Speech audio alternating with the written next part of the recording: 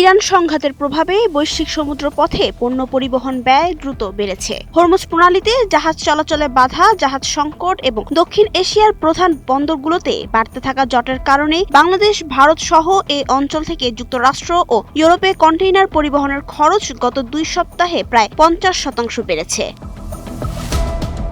একই সঙ্গে সংযুক্ত আরব আমিরাত ও সৌদি আরবগামী পণ্য পরিবহনের ভাড়াও প্রায় 3 গুণ বৃদ্ধি পেয়েছে। আন্তর্জাতিক সমুদ্র পরিবহন বিশ্লেষক প্রতিষ্ঠান ড্রিউরির কন্টেইনার ফ্রেট রেট ইনসাইট প্রতিবেদনে এ তথ্য উঠে এসেছে।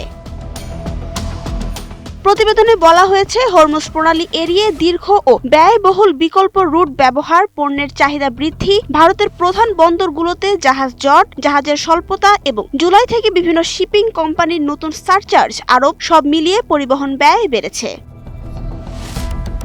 ভারতের জওহরলাল নেহেরু বন্দর থেকে দুবাইয়ের জেবেল আলী বন্দরে 40 ফুট কন্টেইনারের স্পট ভাড়া 2025 সালের গড় $734 থেকে 2026 সালের এপ্রিলে বেড়ে $6,216 পৌঁছায়। পরিস্থিতি মোকাবিলায় হ্যাপাট-লয়েক, এমএসসি, কসকো ও ওয়ান বুকিং বাতিলের জরিমানা বাড়িয়েছে। ড্রিউরির পরামর্শ, রপ্তানিকারকদের দ্রুত পরিবর্তনশীল বাজার পর্যবেক্ষণের পাশাপাশি হরমুজের বিকল্প রুট খুঁজে বের করা উচিত।